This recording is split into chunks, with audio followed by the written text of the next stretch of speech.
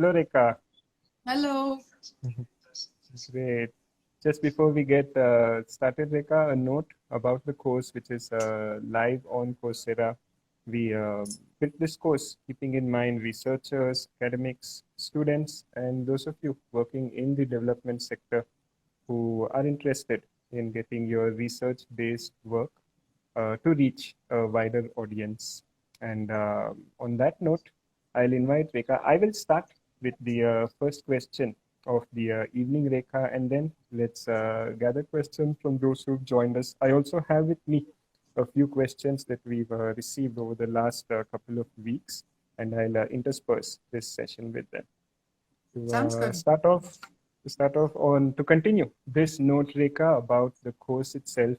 Can you speak to us about the MOOC that we've put up and why you feel it's important? How did this course, Writing and Disseminating Grey Literature, come about? Sure. So the idea for this course is really what it came up from what we've done at the Word Lab at IHS over the last few years.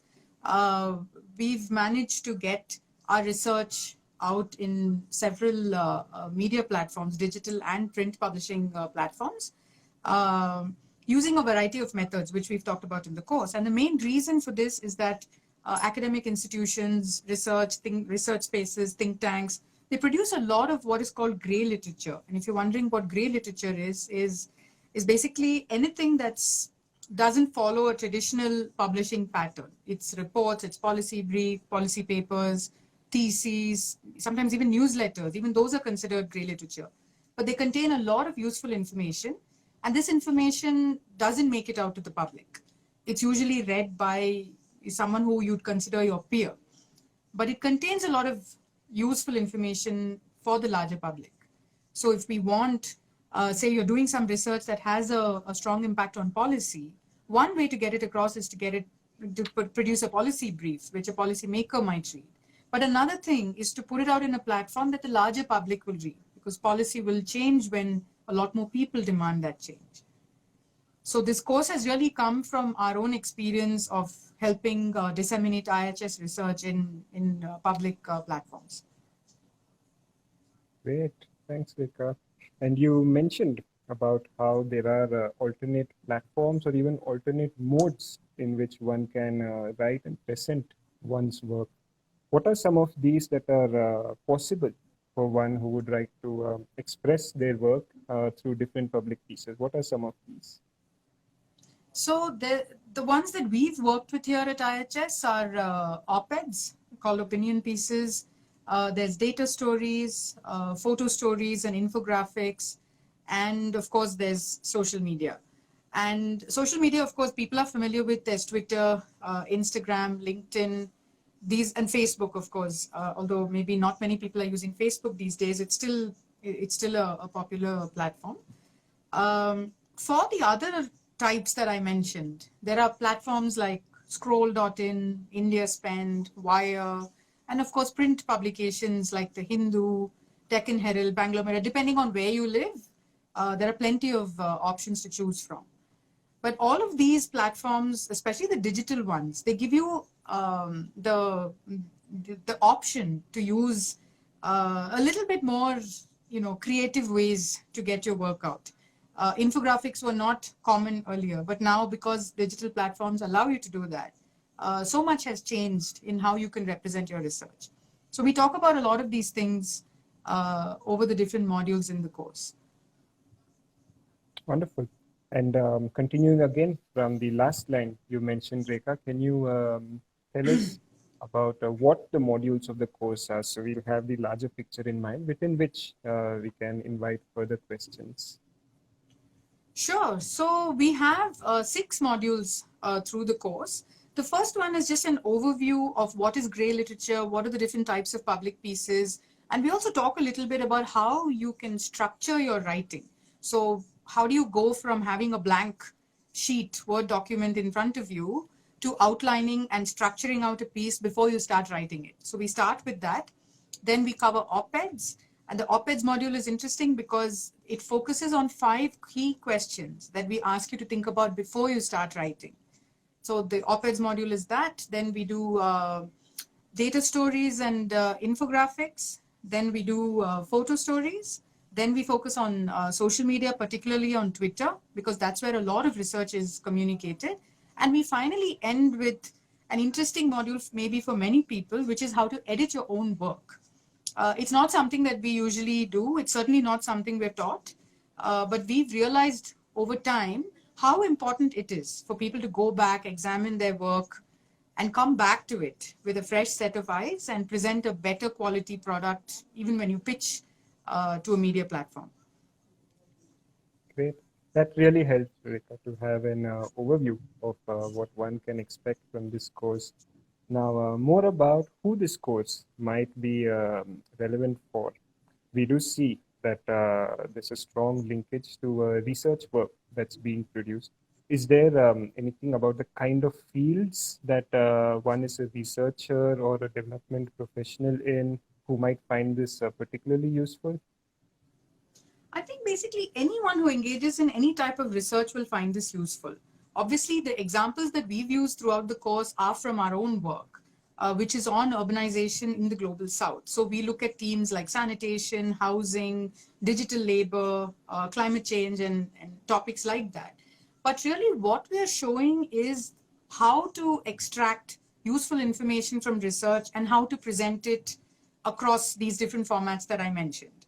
So really anyone can take it, anyone who likes to write, but not necessarily likes to write, sometimes has to write. Sometimes you're in a job that requires you to put out information. So people who are in, say, research communications, this would be really useful for them.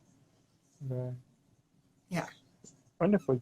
And because it is about writing, I do have a question from earlier on asking about, is there any prerequisite, any level of expertise in writing that one needs to have in order to benefit from this course?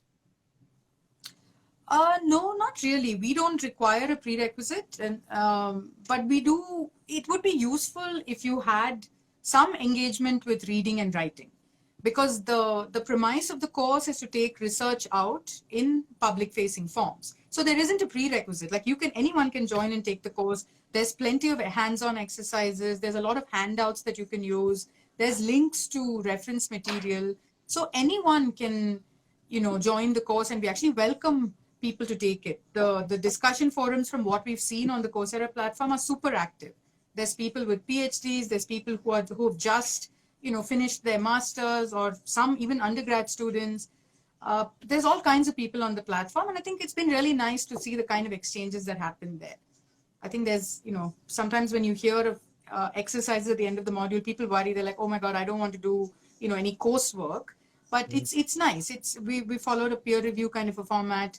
So it's been a very interesting exchange, even for us to see what's going on the discussion forum. So anybody can join. Wonderful, wonderful.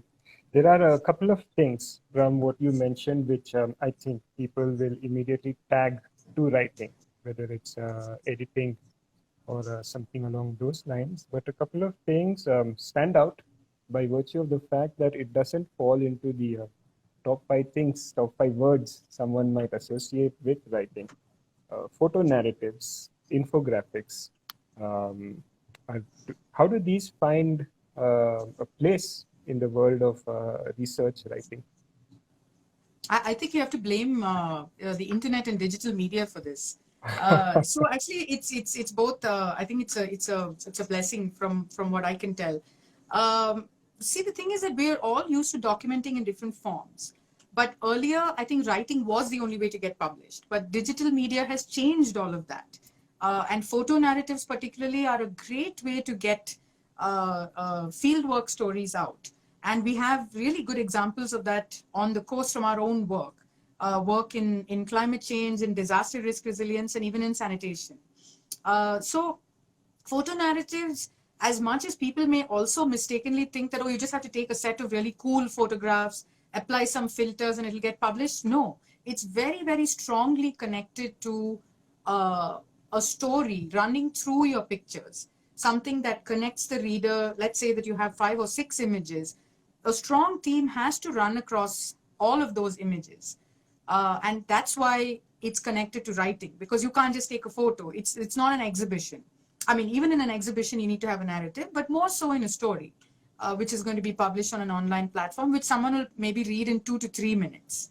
So even when you think of image captions, for example, unless your narrative is tight, you won't have captions that connect with each other. So writing is very strongly tied to photo stories and also to infographics. Infographics more so because if you're working with research and you have a lot of data, everyone's not going to read tables and graphs even after a point. It can get a little boring. Infographics are a very cool way for you to present your information. Of late, Hindu, Mint, all of them, they have a section, I think it's called Data Point or something like that. It's actually made its way into print also now. It's no longer just a digital sort of a platform. So very nice, succinct information presented in just one infographic. So it's a very useful skill to learn, and we talk about that. Again, we showcase it through some of the work that we've done. Wonderful. And for someone who connects with what the course is about, what can they expect once they enroll? How does the learning happen for them? So there's a combination of lectures. There is reference to a lot of published pieces. So we'll ask you to read something, come back and respond to some questions. There's a lot of hands-on practice exercises, because that is the only way to get better at writing. You have to keep writing. So there's that. And then there's, at the end of the course, there's a graded assignment, but it's not graded by us. It's actually a peer review. So all the people who submit their pieces to the course, they grade each other's work. So what you can expect is a combination of all of these things, and it's not just, you won't just see me or any of the others on the team who've put the course together. You'll see a lot of animation, there's slides, there's handouts. So there's a lot of interesting things that you can see and learn from, that you can take away from this course. Neat. And I can add to that, Rekha, that it's also a self-paced course. So through all these different modalities, one can really pace themselves through this. I think it offers a lot of flexibility in that sense. Yeah, it does. The only thing I'd say is, we know how it is with MOOCs. A lot of people sign up, you do a couple of weeks, you're very excited, and then you drop off. I'd strongly recommend for people to, at least, even if you don't want to do the end of the courses, end of the module assignment, just go on, because there's a lot that you can learn. Particularly photo stories and social media is not something that's generally taught as part of writing courses. And they're very, very useful tools for researchers. So I strongly encourage people to plow through the course. Don't stop after 2 weeks. Indeed. And you mentioned, Rekha, a couple of the later modules on photo stories and social media. Now, social media is another one of those things that wouldn't pop into someone's mind when you say either research or writing. How does that tie into this course? So Twitter particularly has become a very important, in some ways it's also a networking tool, but people disseminate a lot of research on Twitter. The hashtag academic Twitter is quite popular. And if you search by that, people pull out snippets from, say, a journal article, or they take out important findings from a report that they've published, and they compose a Twitter thread using just that. And what it does is it immediately gives the reader a snapshot of what the report may cover, and it also allows the researcher to link to the published paper or report or anything. So Twitter is a very important medium, and it just can't be ignored. Yes, of course, there's a lot of noise on Twitter. There's trolling and all of that. But if you start engaging with the platform, you will find your community. You will find it's very easy, because of how people compose their bios. It's very easy to find people who work on things similar to you, who may be part of journals that you're interested in publishing. There's a lot of value to that. So we highly recommend that, especially join Twitter. Even if you want to avoid the others, it's okay. Like, for example, Instagram is a very visual platform. So if you've got really nice photographs, sure, use Instagram. But Twitter is a great way for people who like to engage more with text. Great. I'll for a moment, pause here just to say, because I noticed that many of you joined us a little after the start. So we're in conversation with Rekha Raghunathan, who is the lead instructor of the online course Writing and Disseminating Grey Literature, hosted by the Indian Institute for Human Settlements. And we would very much like to receive questions from you. What are you thinking about? Is there something that's, well, anything at all that you'd like to ask about the course, about why you should enroll to this course? And meanwhile, I will continue with a couple of other questions that I've received, Rekha. It's you spoke about plowing on with the course. It is a 6-module course. Now, what if someone scans the modules and directly finds that this B and C modules are of particular interest or relevance to them? Does someone have an option to not go sequentially A, B, C, D, E, F, G, but handpick the modules that they would like to access? Yes, that is possible on the course. So if you scan it and you say, you know, I'm most interested in social media, so that's the module I want to start with, go ahead.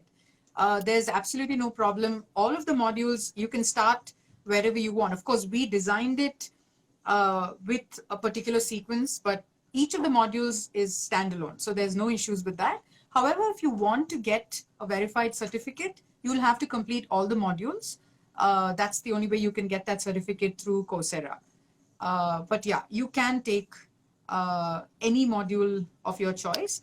But I would definitely say at least skim through the modules which you think you're not interested in.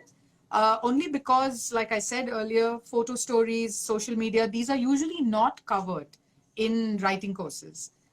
Usually they won't be covered. So this might be a good way for you to at least get a flavor for what it is that we're talking about and why we're saying it's important. Because at the end of it, we're just trying to open up avenues for you to reach your research to a wider audience. And these are very important mediums, given digital media platforms are booming. Great. And now, a couple of questions related to specific parts of the course. Rekha. One, from someone who's saying that they're a PhD student and they have a particular interest in learning how to write opinion pieces.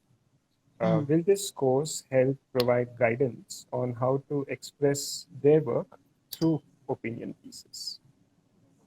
Yes, absolutely. I would say if, for people like this, start off in the beginning, because module 1 talks a lot about outlining and structure. Module 2 is focused completely on how to write an op-ed.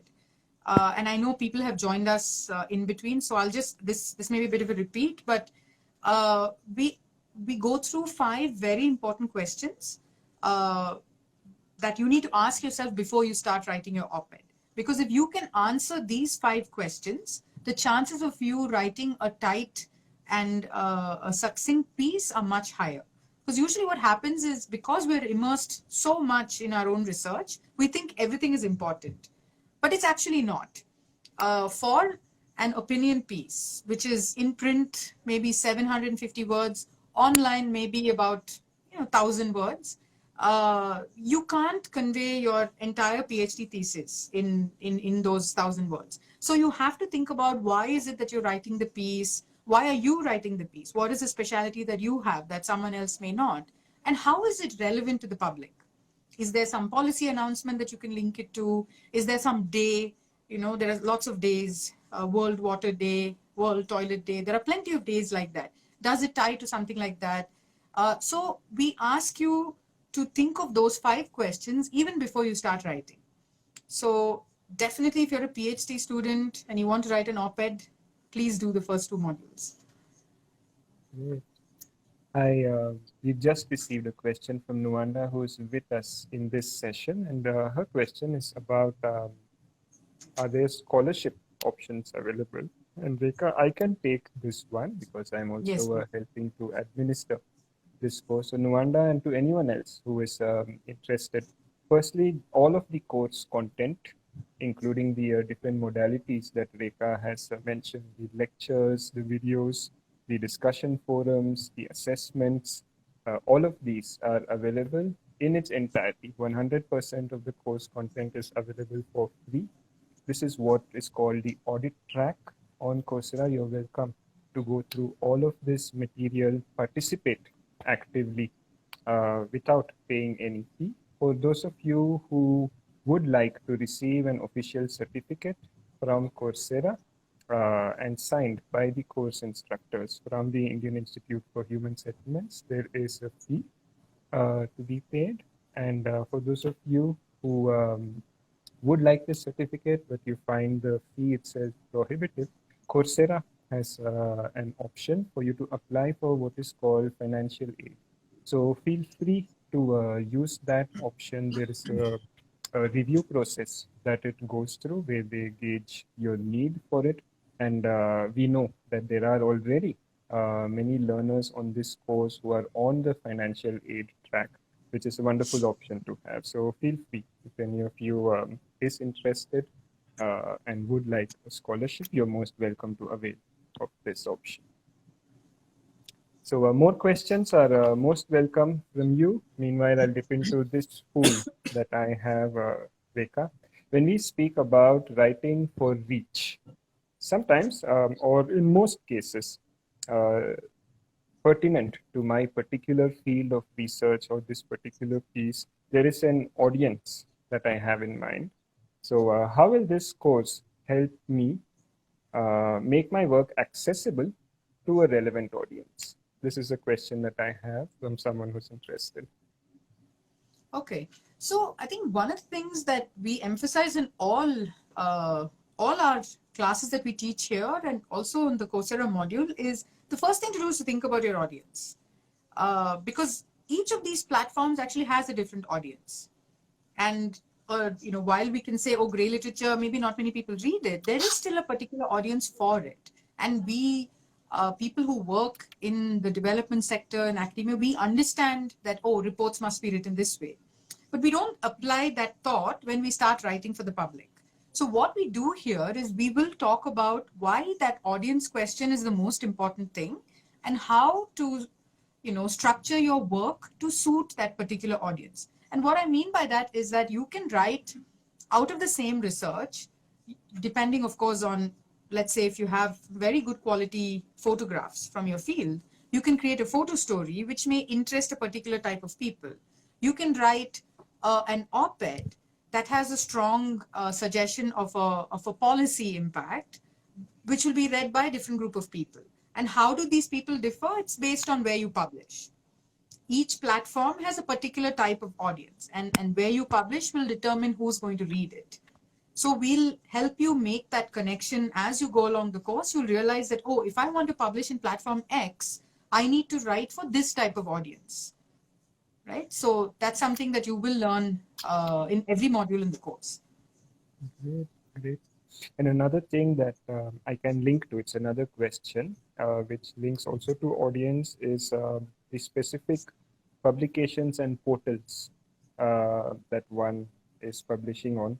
So does this course also have something that can help one learn how to reach publications and portals where they can publish their work in particular? Yeah, so we have mentioned a few portals that we have published in both digital and print because we understand what those editors look for. So a lot of the course material that we've put together is based on that. But what you will learn is how do you pitch in general? What does the pitch mean? Editors get hundreds of emails from people who are all doing important research. So what is it that you can do to help communicate to that editor of the platform that you want to publish in? Here's what I have, and here's why it's important, and here's why you should publish it, or here's why I would like you to publish it. So pitching is a very, very important part of generally the publication process, and we cover that across a couple of the modules. Great. You spoke a while earlier, Rekha, about how this is going to be relevant for people from diverse fields. I have a couple of questions which I'm bundling together because they express certain concerns about whether it's also applicable for them. One is we have someone who says that my research and writing are going to be in Hindi. Will I learn something useful from this course that I can also apply to Hindi writing, considering that the course itself is in English? And another one, and I'll invite you to address both of these together, is about my research is in a very niche field, and not much non-academic writing happens in my field. Will this course still be relevant to me? Okay. Yeah, these are, obviously important and interesting questions. Obviously, they sort of make me think about the publishing landscape itself, just hearing this. I'll take the question on Hindi first. So what we're teaching as part of this course, because we have predominantly published in English, we have based the course on our own work, which is why we don't have any other languages as part of the coursework itself. But a lot of our pieces have actually been translated and published in digital media platforms in Kannada, Hindi, and in Tamil. So one way to think about this is to apply what you learn in English and then think about translation. But the other way to think about it, and this is particularly useful if you do think in another Indian language, is to apply the techniques but write in the language that you're comfortable writing in. The only caution there is that you need to know whether a platform exists that will publish what you're writing. I know India Spend and The Wire, they have alternate language platforms, but I don't know about too many other platforms. We don't track it. There are, of course, newspaper dailies in every Indian language. So if you're able to get in touch with editors there, then definitely the course will help you think about how to write, and of course you'll be able to write it in the language that you're comfortable in. What was the other one? Sorry, a very niche field. My research is in a very niche field where not much non-academic writing happens. And, okay, I'd love to know what this niche field is, but I would say that if you're certain that there isn't much being written in the public space right now, that's your opportunity to create that space. Especially if what you're working on is important for a larger group of people. It would be useful for them to know it's some really amazing invention. I don't know what it is, this niche field, but if it is something that the public could benefit to know, then you should take this course, and I'd be happy to see this first piece go out. Hopefully you'll post it back on the course that you've published. Indeed. That's something we can certainly look forward to. Two more questions, Rekha. As I'm going through these, I'm trying to bunch them together. Now, this is not a very formal category based on which I'm bunching it, but I am using volume. Two questions that connect to volume. One, we have someone who says, I tend to be very wordy with my writing. How can I work on making my writing more concise and accurate? And the other who says that I work with a lot of data. I know you spoke about this a little earlier also, and perhaps some of what you said might have already answered their question, but I'll bring it anyway. That my work has a lot of data, and how do I manage to fit all of it into the public piece that I wish to write? So I'll start with that. You can't fit all of your data into a public piece because even if you're publishing in a digital platform, you have to cap it at, say, 1,000, 1,200 words. And if you've been doing field work for a while, you're going to have plenty more data than that. So in the data stories module, what you learn is how do you extract really useful, really catchy data that's important for the public to know and craft your story around it. So this doesn't mean that the rest of your data is invalid or useless. But the cool thing is from your data story, you can link back to your report, your paper, any of those things. And an interested person can go back and read it. So the idea is not, let me just dump all my data. You're not going to have a story with just numbers. Nobody's going to read that. So we teach you how to extract, how to craft that story, and also alongside, how do you do an infographic? So both of those are connected. And for the person who asked about being wordy, I think we're all wordy. We all like to write. I'm sure we've all struggled in school to meet that 200-word essay, but somehow as we get older, I think we just end up writing a lot. And the first module is really targeted at all of us, because the first thing that it tells you is that before you start writing, outline and structure. That's the only way you're going to start thinking a little bit about your word limit, because we are all going to have word limits. And even if there's no word limit, you're going to have a deadline. So if you're going to start writing this massive, thesis, you're not going to turn in your piece on time.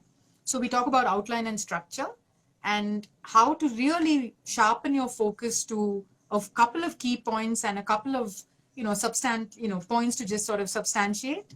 And that's how we begin. So definitely do the first module. It'll definitely help you with your wordiness. Great.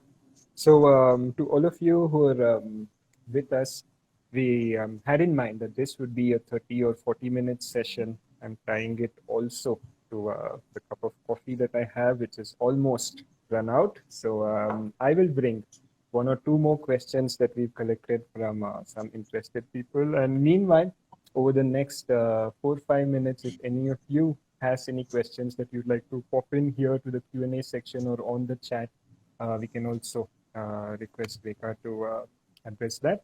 Just before that, at the cost of repeating myself for those of you who have been with us from the start, for those who joined us a little later, Rekha spoke about the 6 modules that are a part of this course.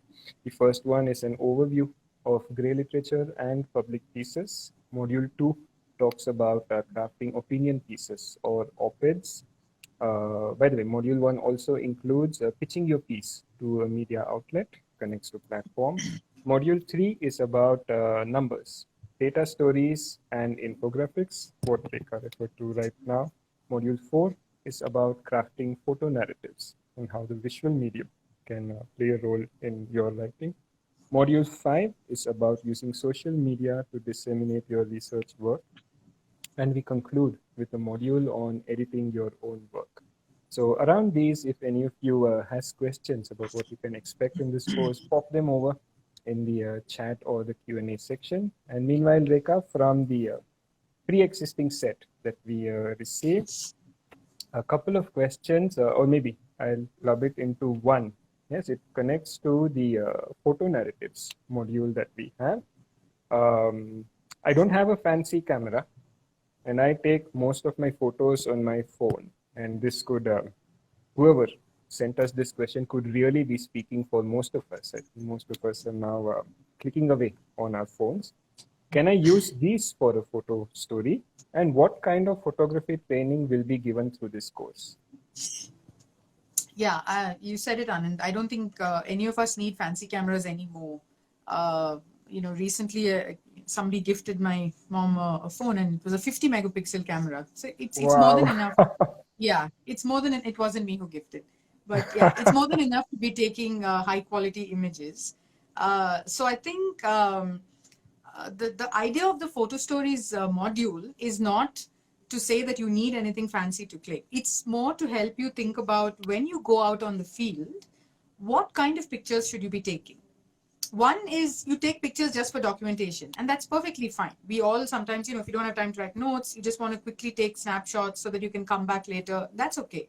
But if you are thinking that, as part of my the set of documents that I want to produce, I'd like to do a photo story, then there are particular types of pictures you should take. There are certain things, if you want to show, you'll learn how to take a long shot if you're trying to show scale. Sometimes you have to zoom in, and that's equally important. So you'll learn how do you do that. You'll learn about something called the rule of thirds, just so that every image of yours doesn't appear like our screen just now with somebody sitting in the middle. But of course, this is useful if you want to take a portrait or something like that. So there are a lot of things like that which you learn in the photo stories module. But most importantly, you learn also how to observe a particular field over a period of time, because your field work will take you back to a place quite a few times before you're done with it. How do you observe those changes? Because everyone can't set up a time-lapse camera. So how do you go back and observe those changes? So you'll understand angles. If you've taken a picture from a particular angle, go back and do the same thing 1 month hence, 2 month hence, or whatever it may be. So those are the kinds of things that you learn in the photo stories module. And for most of us, I think our basic phone cameras will work quite well. Of course, if you're planning and if you have access to, like how IHS has a media lab, they have, top of the line equipment, because we also think about exhibitions and blowing up these images. Obviously, for those, phone camera will not work, but certainly for a photo stories module, you can absolutely use your phone camera. Wonderful. Thank you, Rekha. So these were the set of questions that we had received both from the audience who joined us today and from the set that we had. Would you like to share anything with the learners as your closing remarks? No, I mean, I hope this has been helpful. We've got quite a lot of people signed up, and we're hoping to actually do a closed session with people who've signed up already on Coursera, just to get a sense for how has their experience been, because it's the first time we've offered the course, and we've got quite a lot of people signed up already and going through the modules. So I really sort of encourage people here to sign up to the course. And like I said, you don't have to do every single module. Start off with, even one of the modules that are of interest to you. And, like I said, quickly skim the others, see if there's anything that's of interest, because I feel you will learn some things which you may not have come across in a general writing course. So I do feel like this will help. So yeah, I hope to see many more people on the course. Wonderful. I'm certainly with you on that. And on that note, I will also take us towards the conclusion of this live session with thanks to you, Rekha. As always, it's a joy Thank you, chatting Anand. with you. To all of you who joined us, I invite you to, if you found something here that is indeed relevant for your work, for your research. So all the researchers, academics, development sector professionals out there in whatever field, do come on over to this course on Coursera. This video is also recorded and we'll post it again. So if during the course of this evening you said, hey, I have a friend or I have someone I know for who this would have been good, I wish they were here, well, feel free to share that Instagram post. We'll also include a link to the course itself. Head over to Coursera. The course is called Writing and Disseminating Grey Literature, and we invite you to join. For those of you who were already on the course, if you're here in this session towards the end of next week, we're also going to have meet the instructors where in addition to Rekha, the rest of the instructor team is also going to be interacting with those who are on the course. It's so yes, we'll see you there, and have a good evening, everyone. Thanks, Anand. Bye. Bye.